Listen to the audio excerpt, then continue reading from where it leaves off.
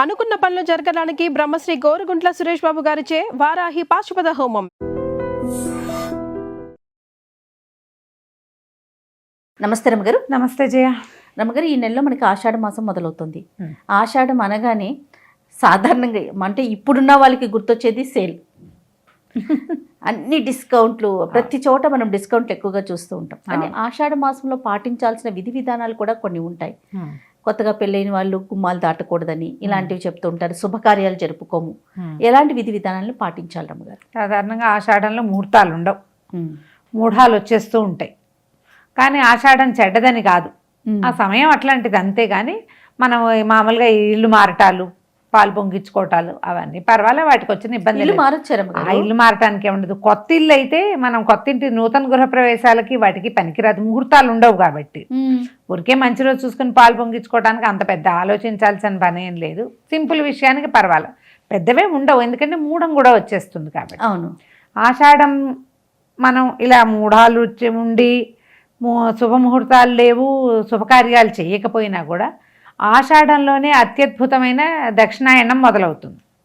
ఆషాఢంలోనే అత్యద్భుతమైన తొలేకాదశి వస్తుంది. అవును, ఆషాఢంలోనే వారాహి నవరాత్రులు మొదలవుతాయి. ఆషాఢంలోనే జగన్నాథ రథయాత్ర చేయబడుతుంది. జరుగుతాయి, అన్ని విశేషాలు ఉన్నాయి, ఇవన్నీ ఉంటాయి. కానీ తొలేకాదశి మనకు చాలా ఇంపార్టెంట్. అవును, మరి అప్పుడు శయనేకాదశి అంటారు, స్వామివారిని నిద్రిస్తాడు.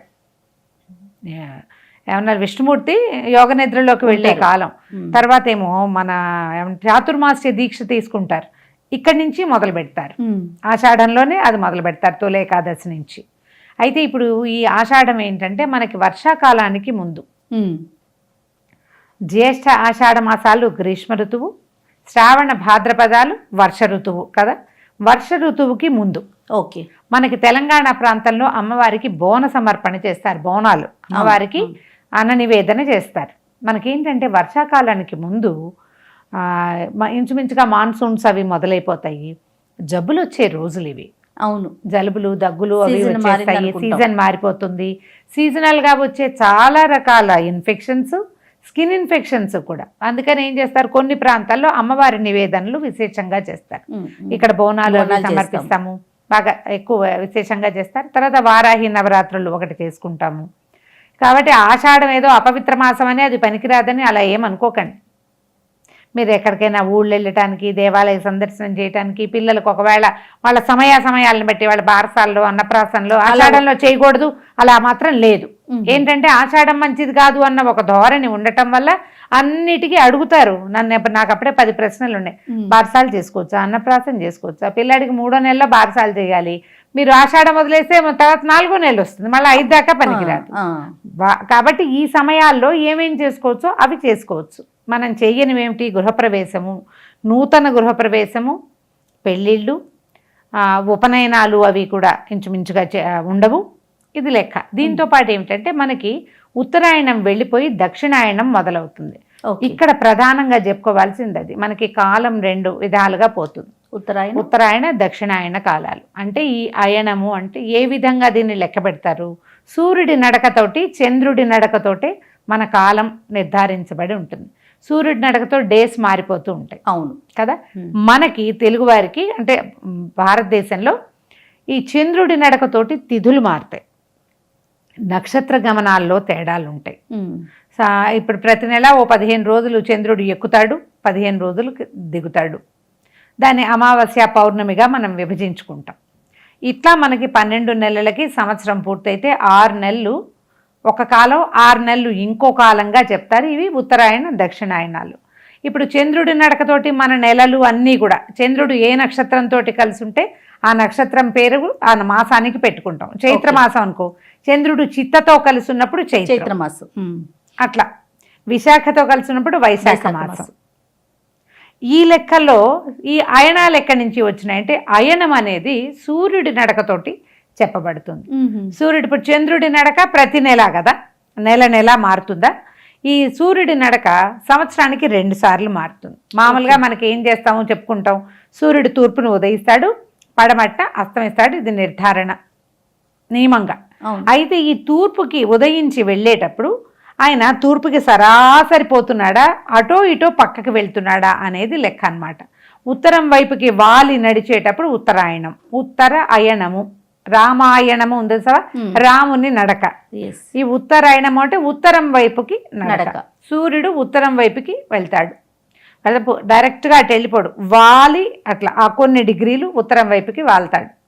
దక్షిణాయనం అంటే ఉత్తర దక్షిణాలు అటు ఇటు ఉన్నాయి, దక్షిణం వైపుకి వాలేది దక్షిణాయనం. ఈ రెండు అయనాల్లో మనకేంటంటే సూర్యుడు భూమికి దగ్గరగా ఉండటము, దూరంగా ఉండటము అనేది లెక్క. ఓకే, నిన్నటి దాకా మాడి చచ్చాం ఎండకి. ఎందుకు? సూర్యుడు మనకి దగ్గరగా ఉన్నాడు ఉత్తరాయణ కాలంలో. ఈ సమయంలో ఇప్పటిదాకా జరిగింది ఏంటంటే సూర్యుడు తేజస్సుగా ఉండటము, మంచి ఎండ, తద్వారా పంటలకి భూమికి కావలసినంత ఉష్ణోగ్రత వచ్చేసింది. ఇప్పుడు ఏమవుతుంది? నడక మారేసరికల్లా మెల్లిగా చల్లబడిపోతుంది, సూర్యుడు దూరం అయిపోతాడు. ఈ దూరం అవ్వగానే భూమి మీద తేమ పెరిగిపోతుంది, చలి పెరుగుతుంది, రోజులు పగళ్ళు చిన్నవయ్యి రాత్రులు పెద్దవైపోతాయి, పొద్దు నిలబడుతుంది, పొద్దు వాలిపోతుంది చెప్పుకుంటాం కదా. ఈ మారేసరికల్లా ఏమవుతుంది? మనకేం చేయాలి? మానవులు దేనికోసము కొంచెం ఆహారం తగ్గించుకోవటం ఉపాసనా కాలంగా చేశారు. ఇప్పుడు మనకి ఈ ప్రోగ్రాం అంతా కూడా మనం ఏం చేసుకోలే. అవునండి, సూర్యుడు చంద్రుడు వాళ్ళ నడక వాళ్ళది. వీటన్నిటినీ ఈ రకంగా విభజించి ఈ సమయంలో ఇలా ఉండాలి, ఈ సమయంలో ఇది చేయాలని మన ముందున్న ఋషులు మహానుభావులు వాళ్ళు ఏంటంటే విజనరీ పీపుల్ అవటం వల్ల భవిష్యత్తు చూడగలిగిన వాళ్ళు. ఆ భవిష్యత్ దర్శనంతో మనకి ఏం ఏర్పరిచారు? ఈ కాలంలో ఇట్లా ప్రవర్తించాలి, ఈ కాలంలో ఇట్లా బిహేవ్ చేసి మనం ఏమేం చేయాలో చెప్పబడింది. అవును, ఆ చెప్పబడిన దాని ప్రకారం ఇక్కడి నుంచి ఇది ఉపాసనా కాలంగా చెప్తారు. దేవతల నిద్రాకాలాలు అవి అలా కూడా చెప్పబడుతుంది. దేవతలు అప్పుడు మెలకుగా ఉంటారు, ఇప్పుడు నిద్రపోతారు. ఇప్పుడు నిద్రపోయే సమయంలో వాళ్ళందరూ డల్గా ఉంటారు. మనం అందుకని ఏం చేసుకోవాలి? ఎక్కువగా ఉపాసన చేయాలి. చేయటం కోసం ఇక్కడి నుంచి మొదలు పెడితే ఎప్పుడు వచ్చింది ఇది మనకి? ఇది సూర్యుడి సంక్రమణంతో ఉత్తర దక్షిణాయనాలు మొదలవుతాయి. మనకు తెలుసు అందరికీ మకర సంక్రాంతి విపరీతంగా చెప్పుకుంటాం. ఈ సంక్రాంతి అంటే ఏమిటి? ప్రతి నెల సూర్యుడు 12 రాశుల్లో ఒక్కొక్క రాశిలోకి మారుతూ ఉంటాడు. మనం సంక్రాంతి అప్పుడు మకరంలోకి మారుతాడు, అందుకని అది మకర సంక్రమణము అని చెప్పుకుంటాం. వరుసగా వెళ్తాయి కదా రాశులు. ఇప్పుడు కర్క సంక్రమణం జరుగుతుంది, కర్కాటక రాశిలోకి మారుతాడు. సూర్యుడు కర్క సంక్రమణం చెందంగానే ఉత్తరాయణ పుణ్యకాలం వెళ్ళిపోయి దక్షిణాయన ఉపాసనా కాలం మొదలవుతుంది. ఈ మొదలైన కాలంలో మనం ఏం చేయాలి? రకరకాల పూజలు విధానాలు, తర్వాత ఏమో ఉపవాసాలు, పెద్దలకు పెట్టుకోవటాలు, ఇవన్నీ వస్తాయి వరుసగా. ఇప్పుడు ఇదే కదా, ఈ ఆషాఢం సగబడి పడేసరికి కొంచెం శ్రావణం రాగానే మనకి పూజలు పునస్కారాలు, శనగలు పంచి పెట్టుకోవటాలు, తాంబూలాలు ఇవ్వడాలు, హడావిడి. తర్వాత మళ్ళా శ్రావణం తర్వాత భాద్రపద మాసం మొదట 10 రోజులు మనం వినాయకుడికి జరుపుకుంటాం. ఒక 5 రోజులు ఏదో కాస్త ఆగినట్టుగా ఉంటుంది, లేకపోతే ఇంచుమించుగా పౌర్ణమి దాకా నడుస్తుంది. 4వ రోజున మొదలుపెట్టి 14వ రోజు దాకా వినాయక ఉత్సవాలు జరుపుతాం. అక్కడి నుంచి 16వ రోజు రాగానే పెద్దవాళ్ళకి పెట్టుకుంటాం మన మహాలయ పక్షాలు. ఆ 15 రోజులు అవ్వగానే అమ్మవారి 10 రోజులు మొదలవుతాయి.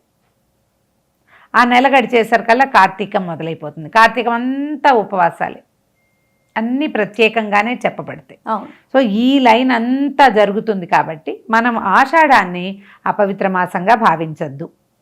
ఆషాఢంలో చేయవలసినటువంటి విధి విధానాలన్నీ కూడా మనకి క్యాలెండర్లలో కనపడతాయి, టీవీలలో చెప్తుంటారు, పెద్దవాళ్ళు బోళ్ళంత మంది చెప్తారు. మన ఇళ్లల్లో కొన్ని పద్ధతులు ఉంటాయి, మనకు చుట్టుపక్కల ఉన్న దేవాలయాల్లో ఆచరించబడతాయి. దాని ప్రకారం మనం ఇవన్నీ చేసుకోవచ్చు. ఆషాఢం నుంచి మొదట 10 రోజులు వారాహి నవరాత్రులు చేసుకుని వాళ్ళు చేసుకుంటారనుకో. తొలి ఏకాదశి వస్తుంది. తొలి ఏకాదశి చాలా ముఖ్యమైనది. సంవత్సరం అంతా ఉపవాసం ఉన్నా లేకపోయినా తొలి ఏకాదశి నాడు ఉపవాసం ఉండాలని చెప్తారు. తొలి ఏకాదశి అయిన తర్వాత ఆషాఢ పౌర్ణమి వస్తుంది కదా, ఆ తర్వాత వరుసగా ఇంకా పండుగలు మెల్లిగా ఏముంది. ఆషాఢ మాసం ఈ లోపల మనం డిస్కౌంట్లకు బట్టలు కొనుక్కునేసరికి శ్రావణ మాసం ఎలాగూ వచ్చేస్తుంది. కొద్దిగా ప్లాన్ చేసి ఆషాఢంలో ఉన్న పర్వదినాల్ని సజావుగా జరుపుకుంటే సరిపోతుంది. ఉత్తరాయణం వెళ్ళిపోతుంది కాబట్టి ఇంకా ఇప్పుడు శుభకార్యాలు కొంచెం తక్కువగా ఉంటాయి. ఇక్కడి నుంచి ఇప్పుడు చేయవలసిన విధానాలని మనం పాటించుకుంటూ ఉండాలి. రైట్ రామ్ గారు, నమస్తే. నమస్తే G. And for more videos, please subscribe to iDream. Please subscribe to iDream. Please subscribe iDream. And please subscribe to iDream. For more videos, subscribe to iDream. Please like, share, and subscribe to the channel. Congratulations, iDream. Subscribe to iDream. Subscribe to iDream. So subscribe to iDream Media. iDream కి iDream team అందరికి huge congratulations. Please subscribe iDream Media. Please subscribe to iDream. Subscribe iDream. Please subscribe to iDream. iDream అంటే నా కళల channel subscribe చేసుకున్న నోరు తిరుగుతలేదు, మీరైతే గంట గుర్తు కొట్టండి. For more such videos, please subscribe to iDream. Subscribe to iDream. Please subscribe to iDream. Please subscribe iDream Media. Please do subscribe to iDream. Please subscribe to iDream Media. For best entertainment and information, please subscribe iDream. And don't forget to subscribe to iDream.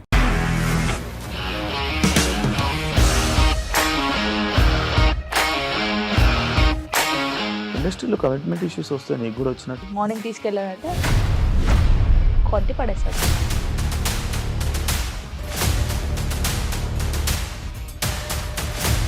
ఒక్కళ్ళు కూడా చూడలేదు ఈ cinema అని చెప్పడానికి కూడా చాలా ధైర్యం కావాలి. అది నిజం కదా, దాంట్లో ధైర్యం ఏంటి ఇది? నెక్స్ట్ డే ప్లేట్ మార్చేస్తే తప్పు కదా. As of now we're comfortable this అని నేను అనుకుంటున్నాను. రష్మిక గారిది మీది ఒకే ఊరు అంట కదా? నీకు కోపం వచ్చిందంటే బాగా తిట్టేత్తరా? తిట్టేద్దామండి. నిజంగా గేమ్ ని ఎలా చేంజ్ చేయగలిగారు? ఏపీఎస్ఎఫ్సి వాళ్ళకి 6 నెలల్లో నేను 6 లక్షలు కట్టా. బిజినెస్ చేయాలనుకుంటే it is as difficult as riding a tiger.